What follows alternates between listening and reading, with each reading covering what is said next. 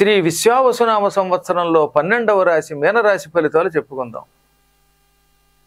ఈ రాశిలో పూర్వభాద్ర నక్షత్రం 4వ పాదం, ఉత్తరాభాద్ర 1, 2, 3, 4 పాదాలు, రేవతి 1, 2, 3, 4 పాదాలు ఉంటాయి. ఈ రాశి వారికి బీజాక్షరములు ది, దు, శ, ఝ, ధ, దే, దో, చ, చి అనే అక్షరాలు. వీటిని కేవలం ఉచ్చరిస్తే చాలని చెప్పాను.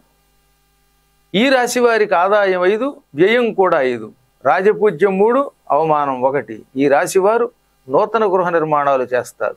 రేవతి నక్షత్రం వాళ్ళు స్వగృహంలో సుఖంగా ఉంటారు, ఉన్నత విద్యల్లో రాణిస్తారు, అనేక అధికారాలు పెరుగుతాయి, ఉద్యోగాభివృద్ధి ఉంటుంది. నోరు మాత్రం అదుపులో పెట్టుకోక తగాదాలు తెచ్చుకుంటారు కనుక నోరు జాగ్రత్తగా ఉంచుకోండి.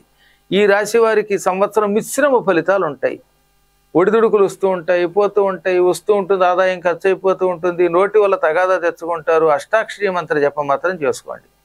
అర్చనలు లేక పౌరోహిత్య రంగాల్లో ఉన్నవాడికి ఈ సంవత్సరం చాలా బాగుంది. విదేశీయానాలు ఉన్నాయండోయ్, విదేశాలకు వెళ్ళి తీర్థయాత్రలు చేయగలుగుతారు, అక్కడ కూడా తీర్థయాత్రలు కడతారు.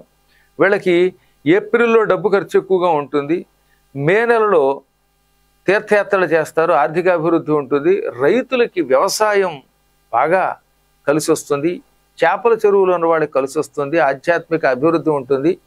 సంవత్సరం ఏళ్ళనాటి శని ప్రభావం కొంత ఉంటుంది. దానివల్ల చికాకులు వచ్చినా ఈ రాశి వారికి పెళ్లి కాని వారికి పెళ్ళి అవుతుంది.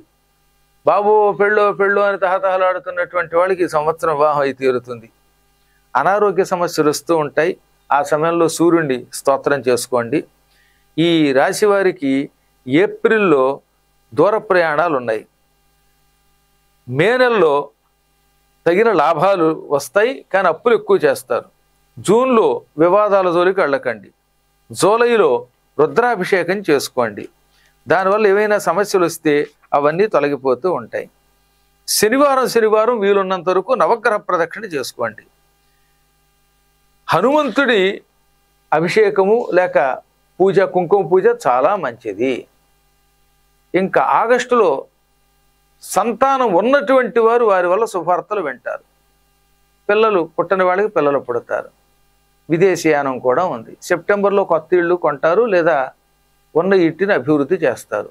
అక్టోబర్లో రుణ విముక్తి పొందుతారు, కడుపు నొప్పిలో బాధపడతారు. నవంబర్లో కొంచెం గొంతు నొప్పి, కడుపు నొప్పి కూడా వస్తుంది. ఆ సమయంలో ఓం నమః శివాయ, ఓం నమో నారాయణాయ అనే మంత్ర జపాలు చేసుకోండి.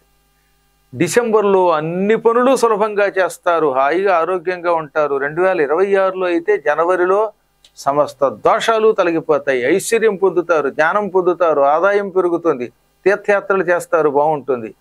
ఇంకా ఫిబ్రవరి అయితే మహాశుభ ఫలితాలతో కూడినటువంటి కాలం. మీనరాశి వారికి 2026 ఫిబ్రవరి నెంబర్ 1 అనమాట.